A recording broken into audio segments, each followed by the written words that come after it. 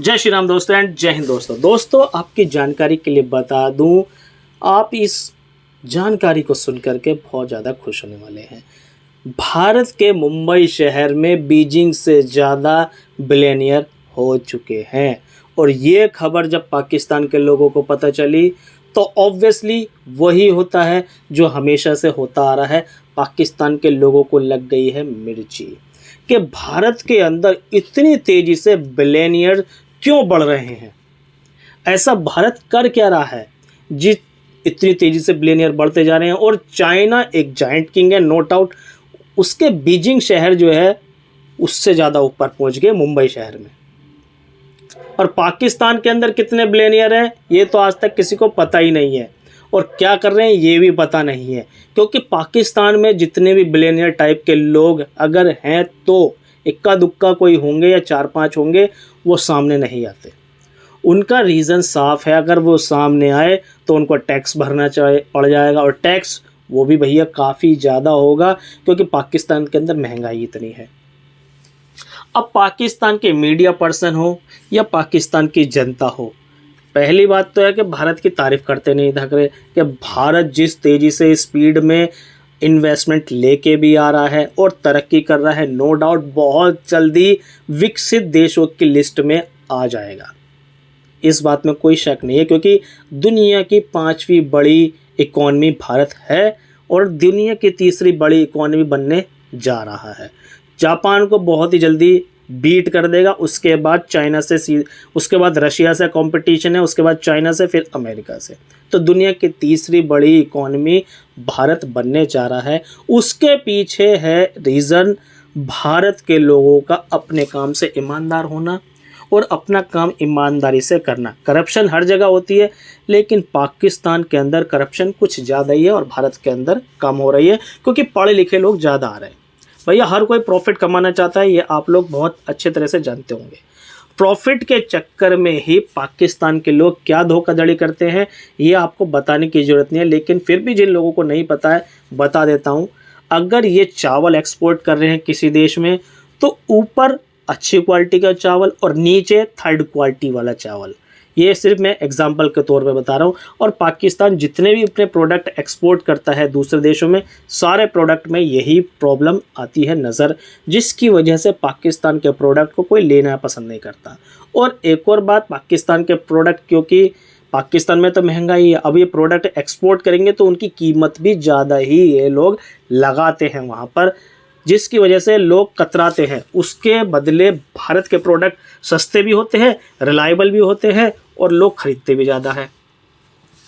तो पाकिस्तान का एक्सपोर्ट भी घटता जा रहा है और इंपोर्ट बढ़ता जा रहा है, क्योंकि पाकिस्तान खुद कुछ मैन्युफैक्चर भी नहीं कर रहा है, प्रोड्यूस भी नहीं कर रहा है। मोस्टली सारी चीज़ें वो दूसरे देशों से खरीद रहा है अपनी जनता के लिए, जिसकी वजह से पाकिस्तान में महंगाई बढ़ती जा रही है। तो यहाँ पर बिलियनियर क्यों ही पाए जाएंगे। अब बात करते हैं चाइना की। नो डाउट चाइना दूसरी सबसे बड़ी इकॉनमी है और बहुत ही तेज़ी से वो भी इकॉनमी बूस्ट हो रही थी कुछ साल पहले, लेकिन जैसे ही कोरोना आया, कोरोना निकला चाइना से, और चाइनीज़ ने एक प्लान रचाया। इन्होंने मास्क, सैनिटाइज़र और दूसरे प्रोडक्ट बहुत ही ज़्यादा क्वांटिटी में दूसरे देशों में एक्सपोर्ट करने चालू किए। इन्होंने प्रोडक्ट की क्वालिटी पर ध्यान नहीं दिया और एक्सपोर्ट करते चले गए, पैसा इनका बढ़ता चला गया। लेकिन हुआ ये कि चाइना के वो प्रोडक्ट धीरे धीरे डिफेक्टेड निकलने लगे, ख़राब निकलने लगे और इनके प्रोडक्ट वापस आने लगे। और उसकी वजह से, कोरोना की वजह से, चाइना में जितने भी हब बने हुए थे, जैसे कि किसी का एप्पल का शोरूम हो गया, सैमसंग का शोरूम हो गया, या गाड़ियों के शोरूम हो गए, दूसरे कोई और क्या कहते हैं शोरूम कह रहा हूँ, कंपनी होगी, वो सारी कंपनी एक एक करके चाइना में बंद होती रही और शिफ्ट होती रही भारत, क्योंकि भारत चाइना से बिल्कुल से एग्जैक्ट बराबर ही है जनता में, या ज़्यादा निकल गया है। और चाइनीज़ लेबर भी सस्ती है और भारत की लेबर भी सस्ती है। चाइनीज़ की लेबर भी स्किलफुल है, भारत की लेबर भी स्किलफुल है, लेकिन दोनों में फ़र्क यही है क्वालिटी में। भारत के प्रोडक्ट क्वालिटी वाइज बहुत ज़्यादा रिलायबल होते हैं और बहुत कम डिफेक्टेड निकलते हैं। डिफेक्टेड तो देखो हर कोई चीज़ निकलती है, लेकिन कम निकलते हैं। और भारत की प्रोडक्ट की मांग दूसरे देशों में बढ़ती जा रही है, चाहे वो जर्मनी हो, रशिया हो, अमेरिका हो। खुद भारत के प्रोडक्ट चाइना में भी बिक रहे हैं आज के टाइम में।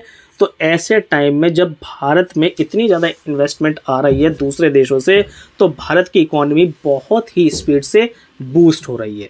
और 2021 यानी कि 21 सेंचुरी ये भारत की सेंचुरी है।